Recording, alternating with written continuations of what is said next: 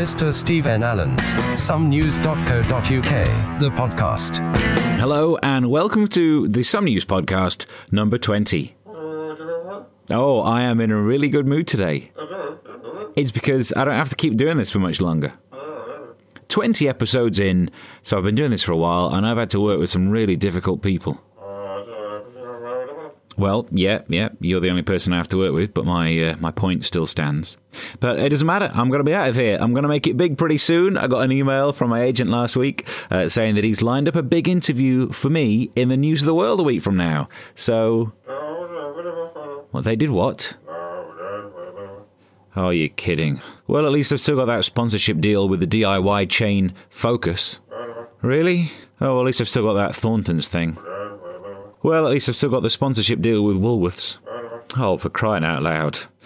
Well, at least I've still got the well-paid gig coming up in Greece. Oh, you are kidding me. Anyway, in this edition, the beautiful bouncing baby Beckham, no more news of the world, and some happy times in the TV show The Apprentice. Right, let's crack on. Mr. Stephen Allen's Some News podcast, the main news. Well, there's good news like no news, because the news of the world has ended. The phone hacking scandal reached new lows. They hacked the phone of Millie Dowler, the relatives of people who died in terrorist attacks, and the families of dead soldiers. Honestly, I mean, the only way these people could have been lower is if they were found listening to these messages while smashing up the Blue Peter garden. These people were scum. Folk on Twitter were saying that they weren't going to buy the newspaper ever again. We were all wondering how good the free giveaway would have to be on the front of the News of the World to get people buying it again. You know, they'd have to give away something really expensive, something that people would want, like a free mobile. Actually, no, bad idea. But a lot of advertisers pulled out of the paper. Ford, Renault, Aldi all pulled their ads from the newspaper. And surely people like Orange, Vodafone and T-Mobile wouldn't have had the balls, would they? Tesco's didn't pull their ads, but as it turns out, every little didn't help, because they still had to announce they were closing the newspaper. I mean, what else could they do? The only way they could get trust back in a newspaper like that was if they sacked everyone and employed my dad. Because he can't even check his own voicemail. Struth, right, we're going to have to close down the newspaper. And has anyone got in touch with Steve's dad? Yeah, left a message. He hasn't got back to me yet. The final edition of the newspaper saw their circulation increase by 30%. Wow! So, Daily Mail, if you want to increase your readership, just close down. Yeah, it's worth a try, isn't it? But while the people who were working at the newspaper and therefore weren't actually involved in the phone hacking were sacked, Rebecca Brooks managed to keep her job. I mean, closing the paper but keeping Rebecca. That's like catching someone drink driving, letting the driver off but punishing the car. Thanks a bunch, Michael. You know what bothers me? They're like a gang who think they can just get away with anything. Rupert Murdoch and his son James, friends and employer of Rebecca Brooks, who's best friends with David Cameron, who's friends and former employer of Andy Coulson. Oh, it's like a little gang who think they can get away with anything because of who they know. Well, no, we don't have to take this anymore. We have a man that we can send in to get to the bottom of these corrupt gangs. It's time to send in Ross Kemp. Oh, bum. But this has been a big story. It's been all over the news. As one commentator said on BBC Radio 5 Live... Frankly, I think that the company will have to take a good long hard look at itself in the mirror. Yes, and he was in the Mirror, and every other newspaper, which is good, because he ain't going to be in the News of the World again. Of course, it's not just the newspaper's fault. Some members of the police accepted money from journalists, and that's just as against the law. Still, it's a large corporation funding public services. No wonder David Cameron didn't want to stop it.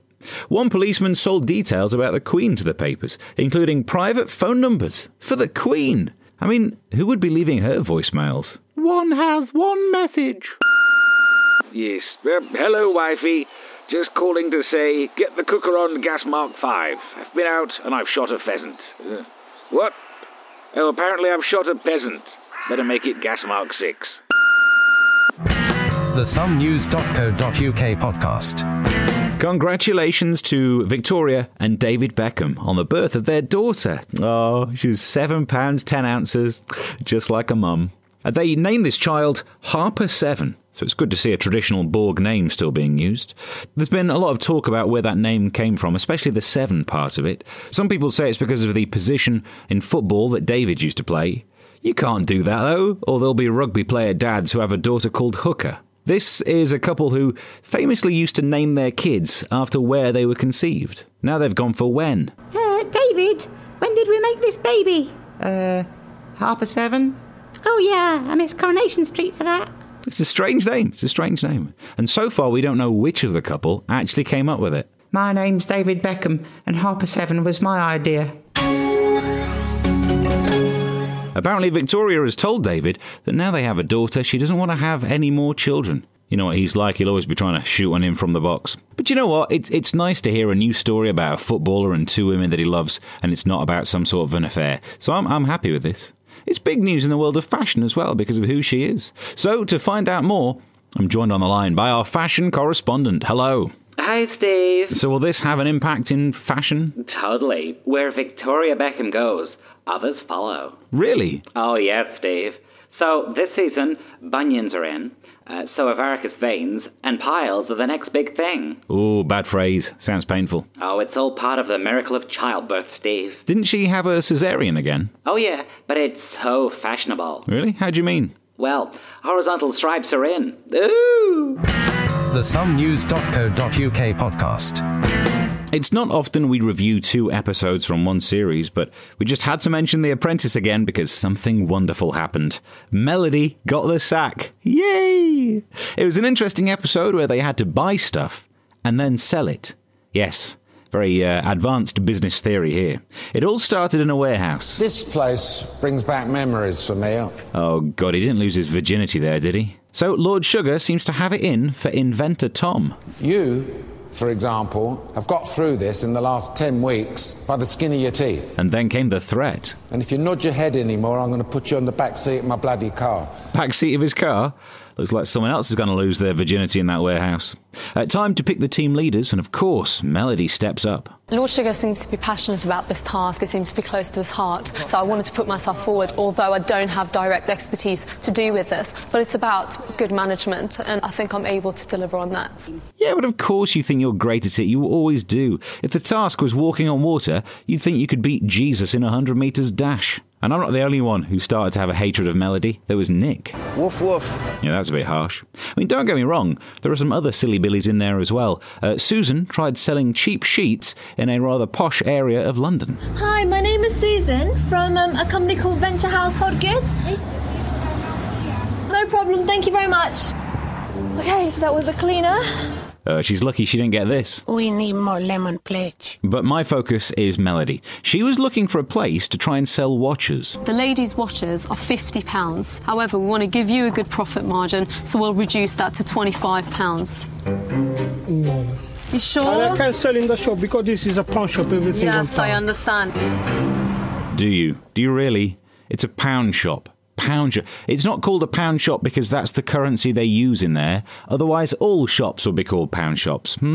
They sold some stuff and Melody went to restock, but Tom was not happy about what she bought. I absolutely worked my socks off today working on that stand, and I'm really pissed off that the money I created I think has been spent unwisely by Melody. Yeah, it's like being married.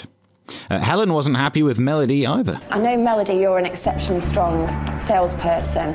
So what I was thinking, is it best if I take over as project manager?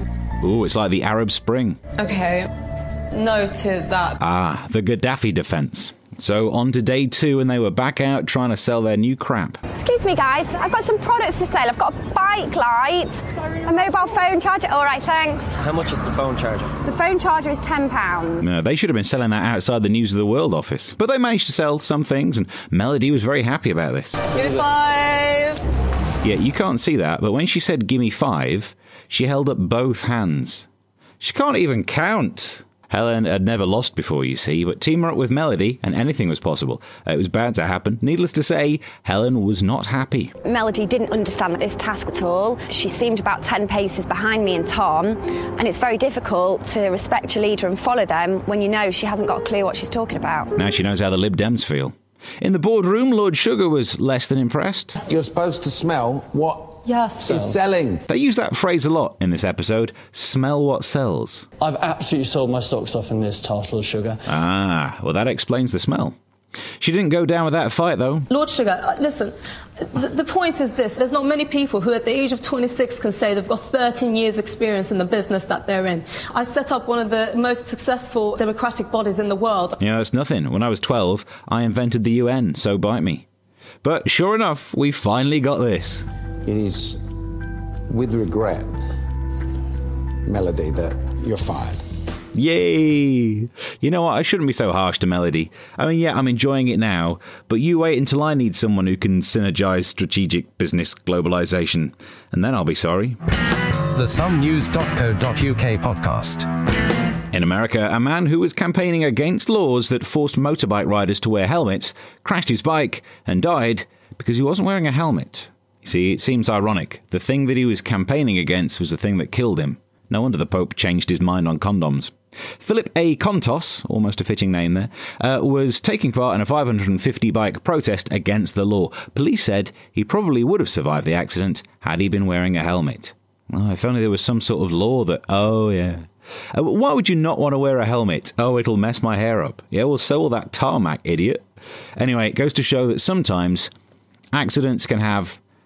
not a funny side, but they can certainly make you smirk in some sort of schadenfreude way. So I thought we'd see if we could basically laugh at your accidents. I asked people on Twitter about their worst accident. These are some of the answers. Lynn SM7 nearly drowned at the age of 5 in the sea near Tenby. Man saved me, never knew who he was.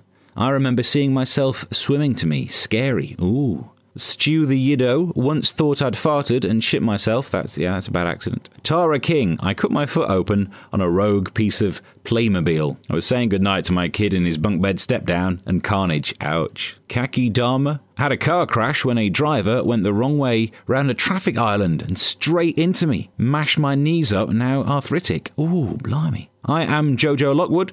Worst accident was getting rolled on by my horse, which broke a couple of ribs and knocked me out. All good fun. Oh, blimey. Choice voices. Slipped walking dog. Hands in pockets. Specs torn nose open.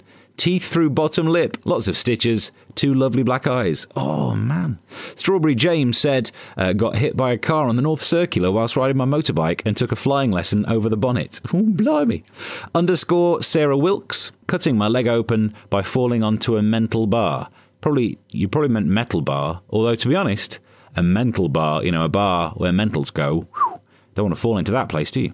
Dawny Dawn Peril. On a skateboard, it came away from under my feet and I broke my wrist trying to save myself. I was 24 at the time. You never learn. Baldy Radio, how about walking into a condom vending machine whilst drunk and splitting my head open? #ouch. It's like the total opposite of safe sex right there, isn't it? Dino 10969. Just had one. Stood on a rake, nearly knocked myself out. Got a lovely huge gash in my face now. This is happening as we speak. This is terrible. Ali _Lloyd stood in goat poop before climbing a fence, slipped on the fence, whacked me what's-its, couldn't walk for days. Grumpy Mills, worst accident, I voted Conservative in the last election. MEO, my 2 worst ones, sprained my ankle crossing a road, resulting in crutches for a week, and slamming a car door on my own head. Queen BXOX, thrown from my horse onto a jump wing and dragged around the arena, getting hit off everything in its way, broke all my ribs. There's a smiley face at the end of that, so I'm smiling, but just, Rewag 29, I had my face trod on by a horse. My chin burst open. Good God, these horses are quite dangerous, aren't they? Trigger 121059. I had bright pink printer's ink tip all over me, head to toe. Then in seconds it went hard as nails, stained my skin pink for weeks. Were you then chased round by an Inspector Clouseau? That would have been good. Berry Musings. Fell into a flower bed and broke my leg. Squashed about 7 pansies. I kid you not. Deb G155. Got shot in the head by a stray bullet from an army shooting range whilst on holiday. Even at the time, for a 14-year-old girl to have her name in all the daily newspapers was fab. No real damage done. Well, you say that. You listen to my podcast, so it's not all going well. The Lee Johnston says, worst accident I've ever had, falling down a 60-foot quarry when I was 5, De Beers debates, trying to find a nice way to point at one of the kids.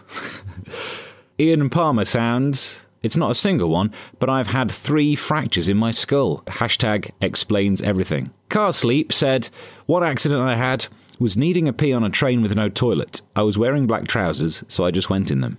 I was on my way back to base at Northwood in London, so I assumed it would be fine to just go, but I ended up at a house party and stole a girl's dad's trousers and left my pissed-soaked ones in the cupboard. Result. Lovely. Linda _LaRue fell down a manhole once. Lid wasn't on proper. And Marlon Dredd, tripping over my laces and falling in front of an entire school and the girl I was lusting after. Real embarrassing. Well, the podcast got another caller. I spoke to Laura Catton, Laura_Catton1 to give the username. And I said that because I know you'll get some hits on your page now, because if you go to your page, you get to see a picture of your bum. Yeah, I can. Right, so what was your embarrassing accident? Well, when I was young, I was only like 5 or 6, I suppose, and I was in this park, and I fell off and I hit my tooth, or it like chipped, and I was screaming, and dust was everywhere. What did you fall off? A swing. Oh, you're on some swing. Oh, you fell off a little swing. Yeah. Oh, bless little Laura. It really hurt. Well, yeah, it would do, been smacked in the tooth. Wow. Yeah. So, I mean, that was when you were 5, because you're a model now. So, yeah. What you should have done is waited until you were a bit older so you could insure your tooth and then chip it and then claim on the insurance. Definitely, yeah. Claim on the tax bill. Yeah, you write it off against expenses. The SomeNews.co.uk podcast. Your letters. Just time for one of your questions then. This sent to me on Formspring by Let's Be Avenue. Who would you like to be trapped on a lifeboat with? Well, obvious answer, strong swimmer who knows how to drive a lifeboat. But no, I guess that's not the point of the question, is it? The question is more of a flirty thing. It's more kind of like, hey, who would you like to be stuck with on a lifeboat? Hey, a bit of spare time, can't get off. But then, if she turned me down, how awkward would that be? No, I don't like the idea of that. And I also don't like the idea of the pressure that she might feel obliged. You know, it's a small lifeboat, I'm driving. I don't want her to think it's part of the deal. You know, when it comes to dating, I never want to use the chat-up line, well, if you want to get through this alive. No, it just don't seem right. In fact, for blokes, I am saying lifeboats are the worst place to try and pull, which explains why, on the Titanic, they just let all the women and children get in them. The SomeNews.co.uk podcast. Check out somenews.co.uk for more stuff. Emails to podcast@somenews.co.uk and follow on Twitter at Mr. Steve N. Allen. Plus you can subscribe via iTunes. Till next time, bye. The Some News podcast. Get more at somenews.co.uk.